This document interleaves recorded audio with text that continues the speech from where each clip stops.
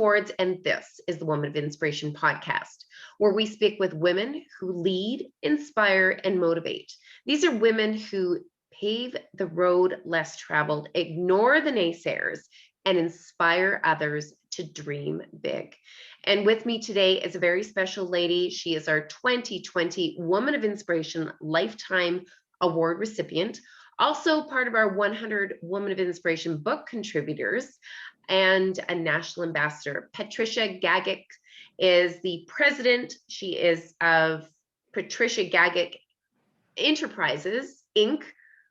You're an international artist, Patricia. You go by your name, and you are inspiring internationally. You're a book writer. You have so many things going on, Patricia.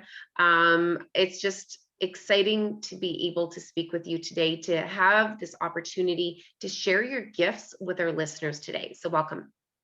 Thank you, Monica. I'm really pleased to be here. And yes, it's going to be fun. I want to have, we've had a couple times to chat, you and I. We've had great conversations. One conversation, I remember we had months ago, and we're like, we wish we would have pressed pause, record on that one. And it was because it was so interesting to hear how you have created such a name for yourself in the world of art, as a Canadian artist, and where your art is known worldwide. How do you possibly do that? How do you make your name as an artist? Yeah. How did that start for you? Oftentimes I think if you don't take those steps yourself, nobody's going to do it for you. So you have to show up. You have to have a plan. You have to engage yourself.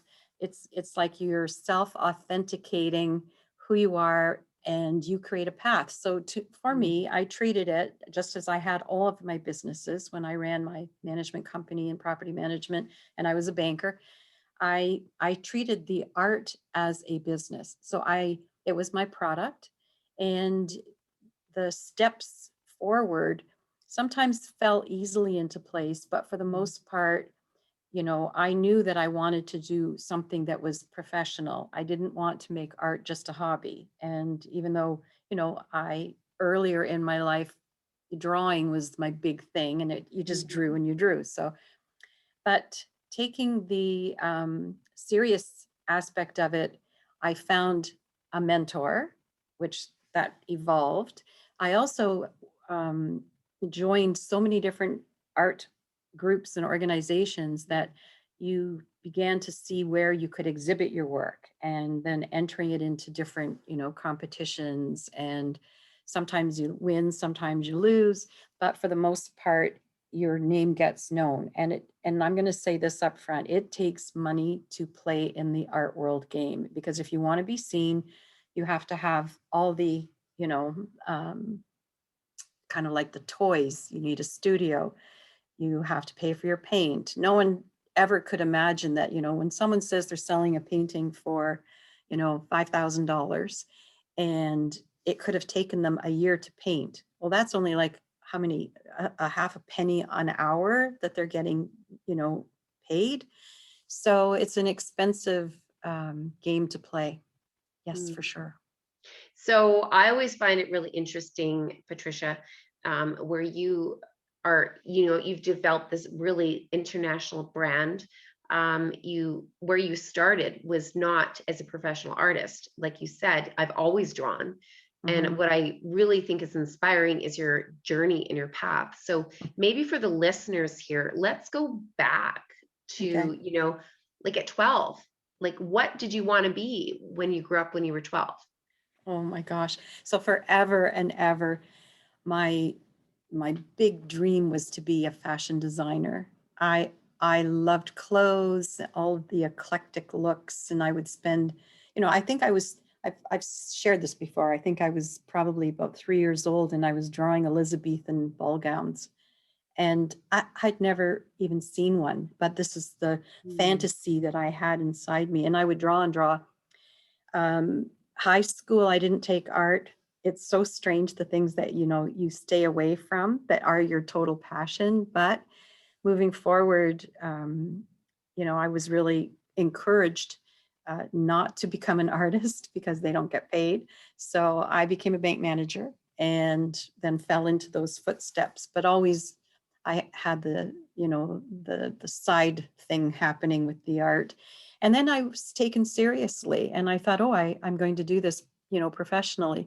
So I had several galleries that offered exhibitions to me, and I took them and sold work.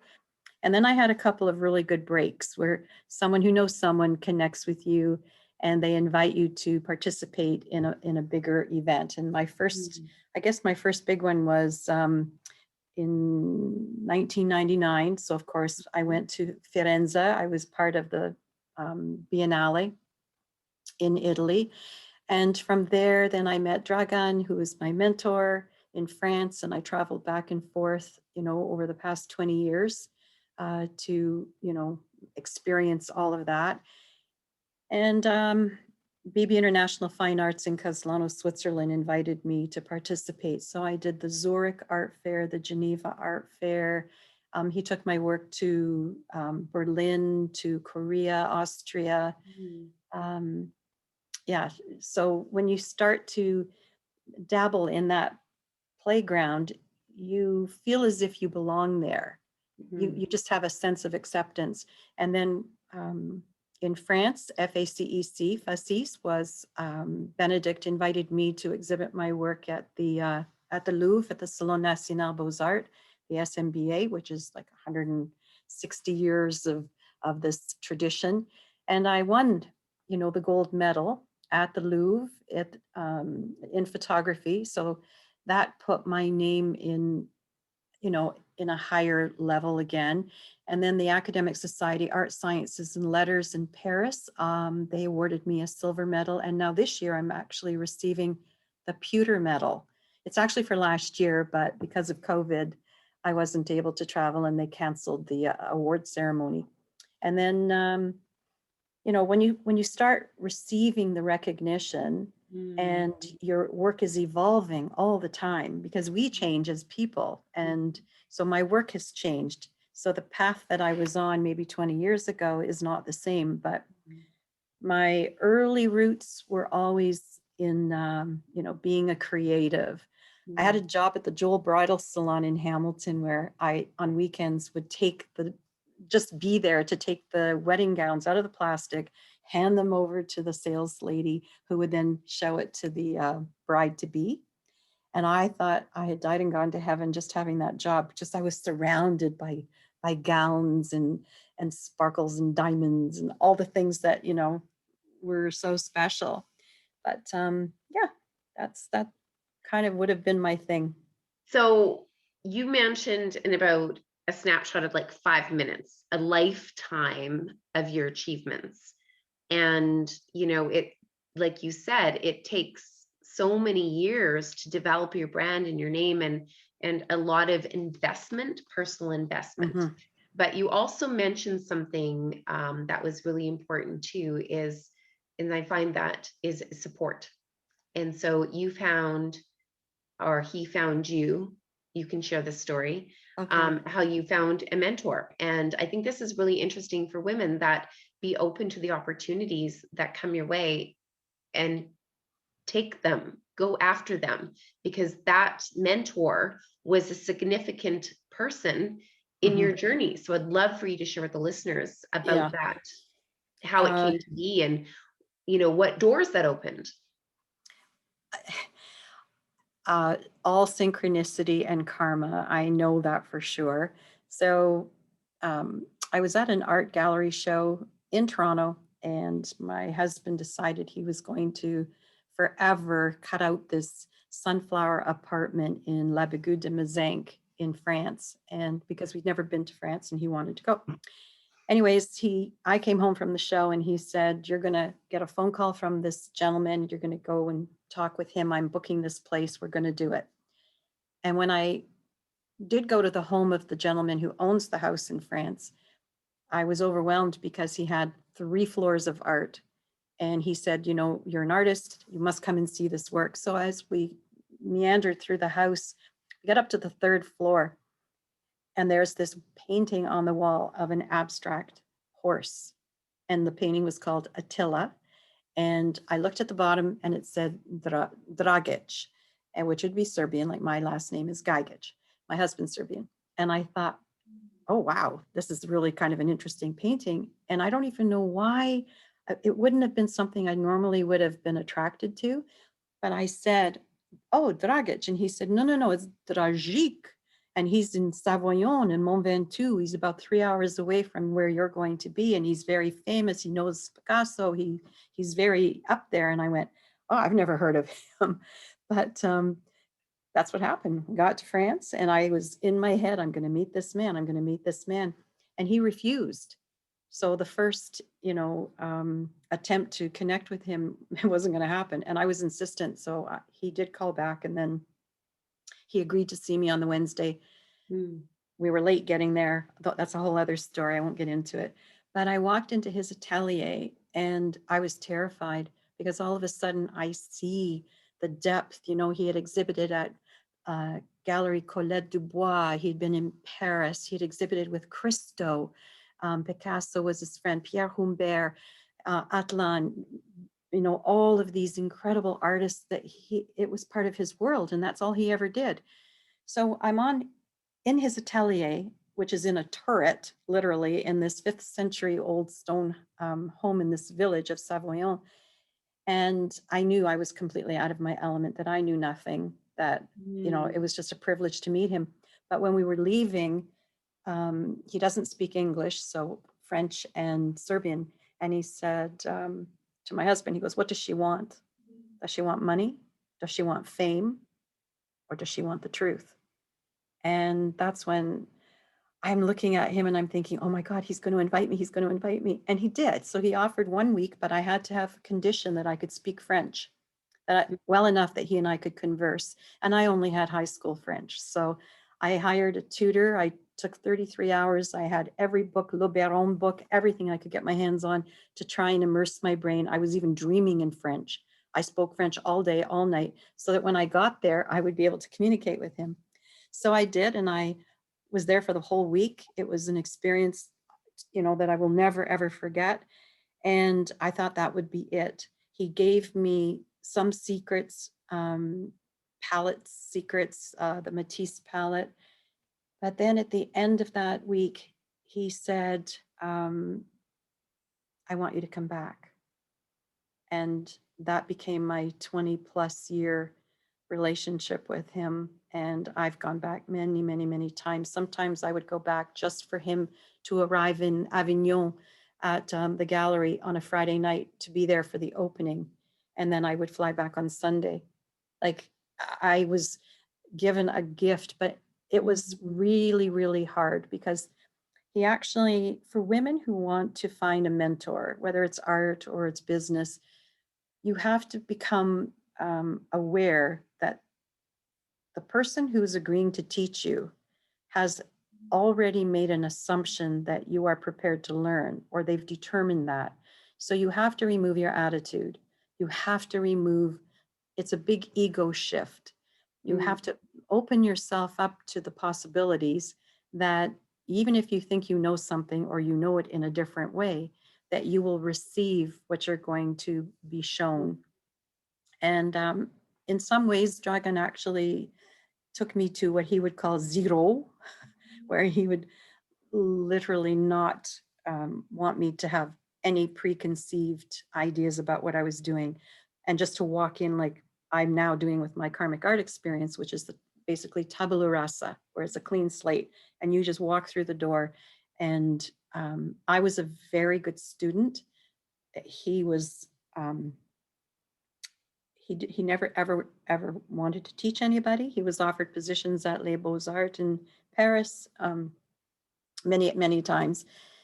And he said, no, he wasn't interested in that. This has been his full-time only career. He has never done anything else in his life. He's taken myself literally as probably his protege. There are probably 1 or 2 or 3 other people in France who have come to him, on occasion to find out, getting some help from him, but he flawlessly dedicated himself to making sure that I knew everything that he knew. And um, so again, yes, it's painful. It can be painful. And until I was with him for probably 15 years, it was probably a good 15 years before I even would even consider myself to be at any higher level. I mean, it really is a lifetime process. And then a couple of years ago, when I was with him, he actually said to me, he said, you know, Maestro Patricia. So he now calls me a master. And I have to admit, based on being shown and in the practice, um, that's what it has evolved to. So we spent 1 week, I have to tell you this one day, sorry, when I was in his atelier, and this is got to be after about 2 or 3 years. And he took a painting from one of the books, and I don't remember whose it was. It could have been Duret or somebody. And he said, oh no, it was Bonnard. And he said, we're going to see this little piece of white right here on the painting. And I said, yes. He goes, I want you to show me that color, paint that color. I spent the whole day mixing everything together, and we painted with Rembrandt paint. And so it was all numbers. So I would mix 568 with 117 and then titanium white and on and on and on. So people can look at art, and I know art historians will know this, that the magic of the palette is something that is something you have to either be shown. So I am truly a student of Gagic's palette, which was handed to him. And then you learn how to create everything that's in front of you. And you have to figure out the secret recipe, how to melange, how to mix everything. So, yeah. Oh, I'm just mesmerized listening to this because it's so interesting, and I've seen your work, and it just really, it's so moving and captivating, and it draws you in, like each piece is so unique, and there's so much, I would say, emotion to it. And of course, you do a lot of blacks and whites and lots of neutrals. But they're powerful but soft, and it's just really interesting to hear now how you create the palettes, and how significant that mentor actually was a part of your art evolution. Yeah, I don't take for granted any of it. Like, it's showing up, but you have to do a lot of homework. You have to do a lot of practice. And like they say, I mean, practice makes perfect, but until you yourself realize what the investment is. And with Dragan, he saw from year to year how I had evolved and how things were progressing. And I think that was encouraging for him. It shifted his work as well, because there were times, and he's told me this, he said he would have literally a nervous breakdown a month before he knew I was coming, because he would want to have something new to show me or to be able to explain to me. So I've journaled quite a bit of the years and trips, because they were never the same. Like, I can tell you, I would get there. He would come to the little place where we stayed at 6 o'clock in the morning with croissants and baguettes from his village bakery. And he would, the farmhouse that we stayed at had windows without glass. So everything was open. The Mistral was always going on. Winds were flying. And he would sing in my window at 6 o'clock, 6:30, and wait for me. And I would go down and we would have tea and croissants. And then I would get ready and he would leave. And then I would go to the atelier at 9 in the morning and work straight through until about 1 o'clock. Then we would go for a 2-hour lunch.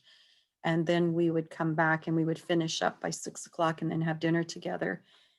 But on so many occasions, he would create things. Like one day he said, in the morning, we jumped in the car and we simply drove. And he drove to the place where there's a very important artist, Pierre Humbert, and he was one of Picasso's friends. And Mm. I spent the day in the atelier of Pierre Humbert, who recently passed.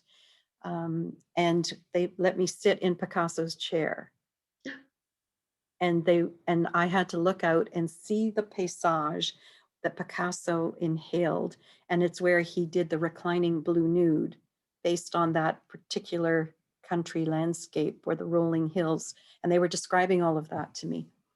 So it's like they were, it was just like it was like a dream, like an amazing dream, but not easy, but not easy. So let me ask you something. Have you ever thought about giving up on your dream? Never. There's Never. nothing, I'm in my dream. I am living the dream moment to moment. In fact, it's no longer even the dream. It is my life. It is the only Mhm. thing I have that I live for. And so, what would you say are some of the biggest hurdles that, or the barriers that you faced? Let's just say, as a woman entering that market, you had a great mentor, great experience in France, but what were some of those barriers for you breaking into that market as a female? Well, it's a male dominated industry. So, and that everybody knows, there's no secret there. I think having the pedigree of, being the student of Dragon has given me a lot of credibility. Also, that I would say I did not want to believe that fear was even part of what I was going through. So I embraced it as, I'm kind of like James Bond on a mission, and I have all the ammunition, and from my watch that could, shoot something. To me, it would be, I've got all the right colors of paint, or I have the right brushes, or the éponge, the sponges. We Mm. we also have to remember, like for myself, I've been living in a pretty spiritual guided world mindset, with mindfulness and my meditation practice and whatnot. So I think karma played a big role for me in accepting. It's not that I felt limited. I knew I had something to do for myself, and that hopefully, without having, it's great to have all the awards and things. That doesn't define you. It allowed me to be more humble, I think, about it. So I enjoyed the process, and I really didn't care what anybody thought. I wasn't painting for anybody. I was painting my truth. I paint my truth.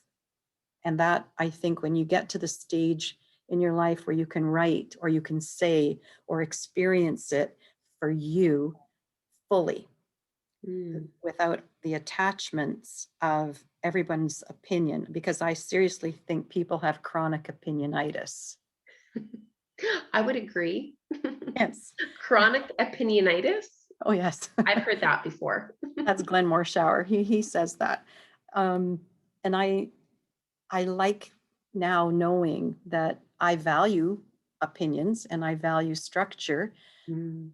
but I think the world is at the point right now where you have to have self-care. You Mm. have to have that self-respect and illuminate the joy of who you are without having to worry about what everybody else is going to say.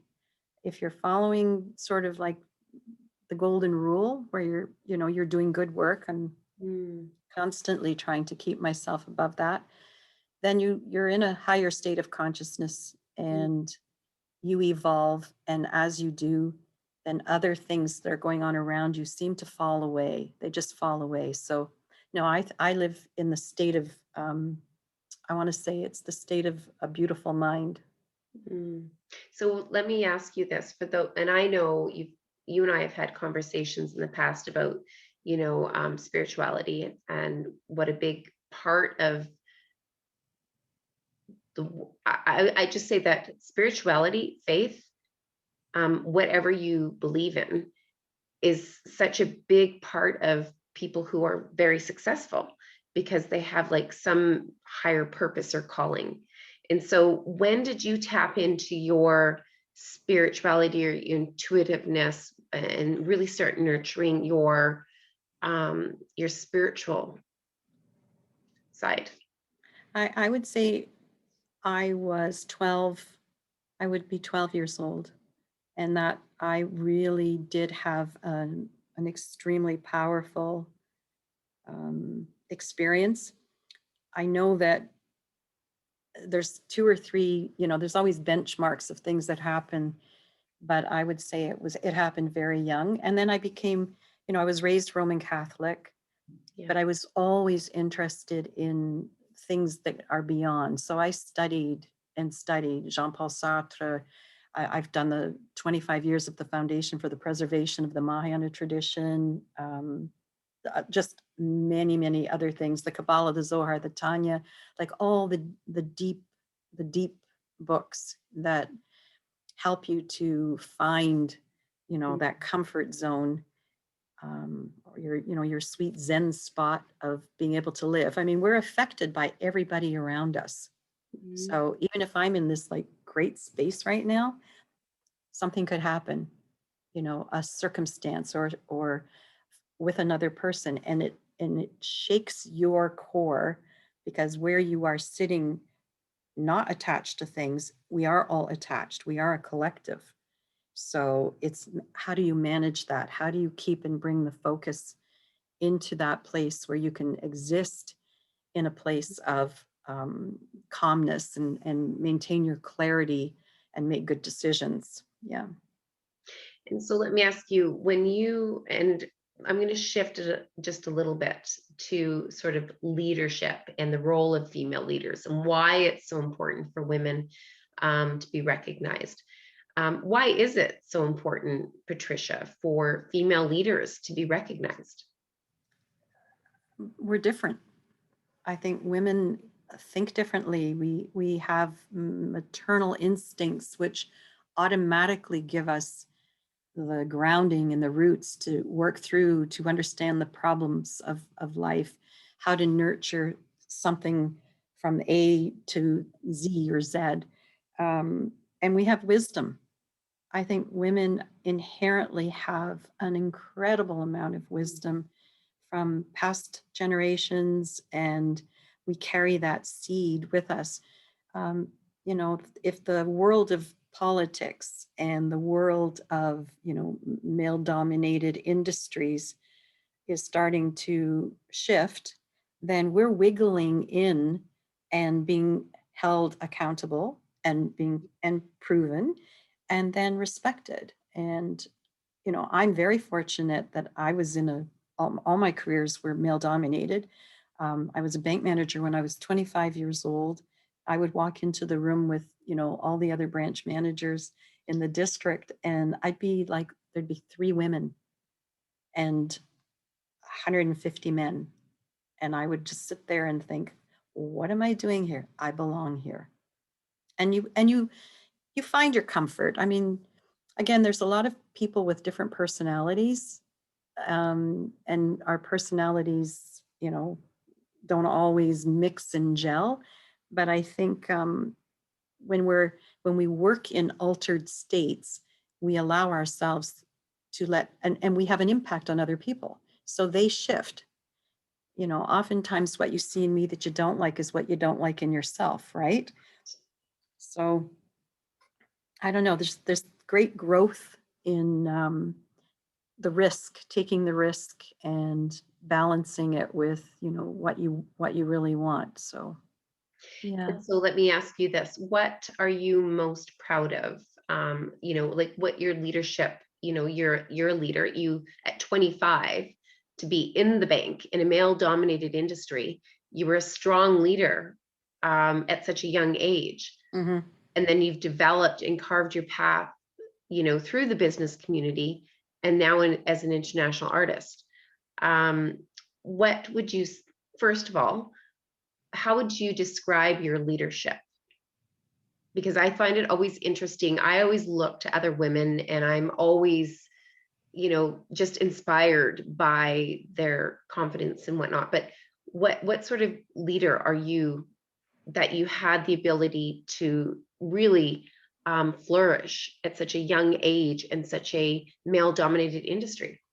I think I was just wired for equanimity, wired for compassion, wired not as a full empath, but with like mindful of making sure that whoever I was dealing with, Mhm. that we would have equanimity.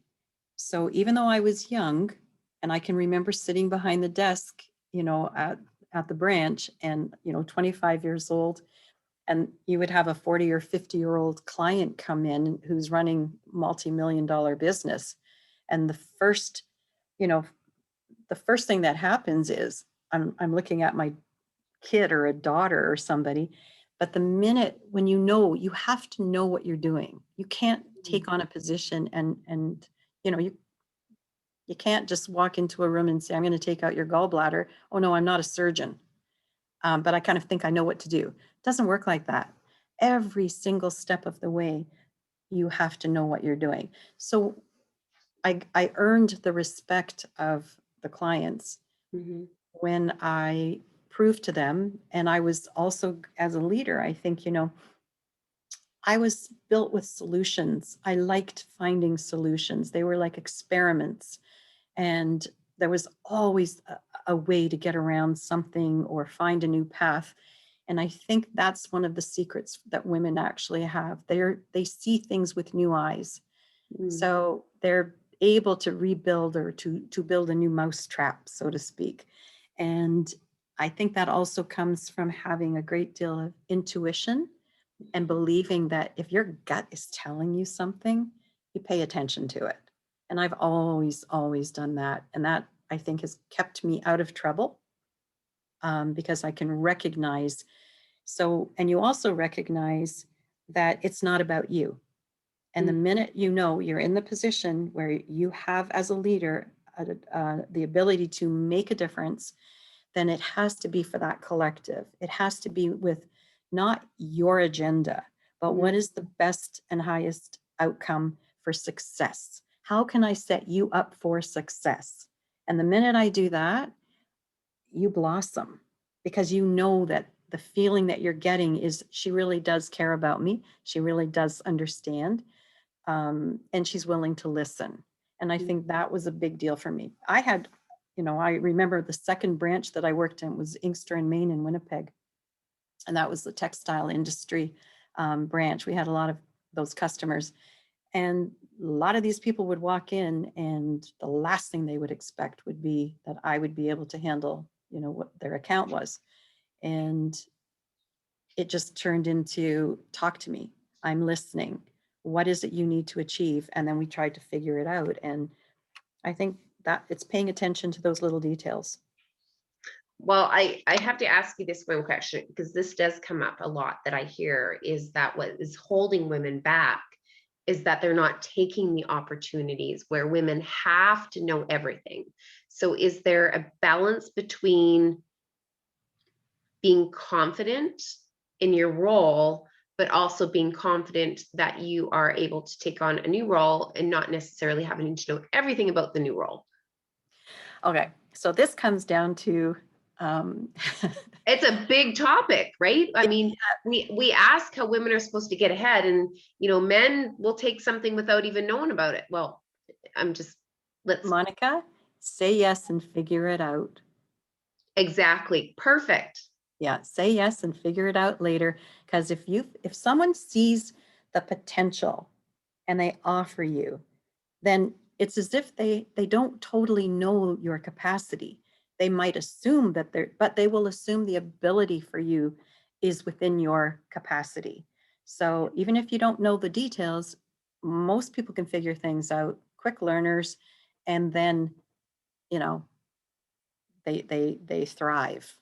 Mm. But if someone offers you something, it's because they see the potential, and it's not for you to hesitate and question it, but rather to say, okay, I'll take it. And then you figure it out. If it's not your galleywick, if it's not the place where you really want to be, you can always, you can always shift. Everybody shifts, Mm. but take it on and figure it out. And that is how we are going to move and drive women forward is women. Yes. You Yes. take that baton and you run with it, run fast and run Yeah. hard. Yeah. Yeah. So I have to ask, this is Woman of Inspiration podcast. And so I would love to know about, a woman of inspiration that inspires you. Oh boy, oh boy. Um, I mean, I can give you the list of so many different women, but a woman who I would say has been important in my life. I don't know her, she's passed. Her name was Miriam Makeba, and she was a South African singer. Mhm. And she was also really, really, really involved, many times jailed because of apartheid in South Africa. And I think I was in grade 5 when my father introduced us to her music. And I learned every single song, and I can sing in Swahili because of her. And all the years that, followed, I was aware of, she just had so much empathy and so much of a logical Mm. way of, you know, trying through music and art to express how we all should be, recognizing there is no race. Mm. And so she was for me an incredible inspiration. And when my father had a massive coronary, and they called me, and he was actually in the hospital, and um, he never regained consciousness. But I remember sitting that whole day before he passed, and I sang a song called Suli Ram, which is an African lullaby. And I sang it in the hospital the whole day, and you could hear a pin drop on that floor. And I just kept believing and believing that somehow that melody, which was so important to my dad, he loved that song, that it infused something through the ethers of, his transition. Mm. That was Miriam Makeba. Very cool. So it's inspiring for me to see how women make impacts, but we don't actually know the ripple effect, right? Yeah. I mean, I'm sure Miriam, she inspired so many other women, Oh, but nobody knows hundreds. the impact they're making. They're just busy Yep. working their passion, building Yeah. their dream, and doing the hard work. Hmm. And so my next question to you is, what is that definition of a woman of inspiration to you? Oh, I've probably written this out and changed my mind so many times, but I think understanding the equanimity exists, and it is our full responsibility to embrace raising the bar, but to embrace giving yourself permission Mm. to fall down and be picked up, and giving yourself permission to be picked up by other women Mm. who also can, inspire you to that continuum of whatever that greatness is, or whatever it is that you want to reach when you get to the finish line. Mm. Yeah. And to help all those women out there that are working on their dreams and a little bit nervous about stepping into the spotlight, why is it so important to celebrate the achievements of women? Oh, because it just fuels and fuels and fuels the aggregate of all of us, so that, I wish that if we, maybe we won't, but if we did 200 years from now come back, Monica, if you accomplish what you're doing with Universal Women's Network, we would not have to celebrate women. We Mm. would not need an organization of this nature, because there would be in place everything that you are now driving forward. The work, it's like, let's just believe that the work that you're doing, that the work that we are all trying to do and accomplish is not going to be necessary in the future, because that equanimity will already be fully blossomed. So we are kind of the harbingers of, the future, but at the same time, we are the people who are doing the groundwork. Mm. And paving the path for the Paving the young path. leaders Yep. that are following in our footsteps. Yeah. Very beautiful.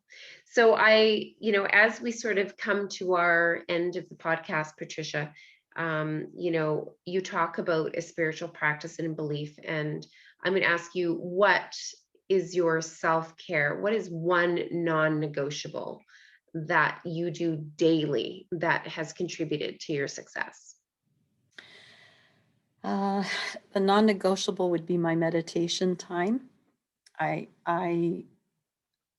think that I believe our minds and bodies are so totally connected, Mm-hmm. and calming and putting everything in order is really important for me. Yeah. And believe it or not, the other non-negotiable is music. Mm. I I have an insane passion for music, extremes in every genre, and that is non-negotiable.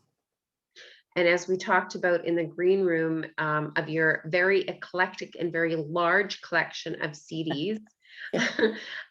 how they've inspired your work as an artist. Oh, so right now, a couple of years ago, I had an exhibition, and for the whole year, I only played the music of this particular CD.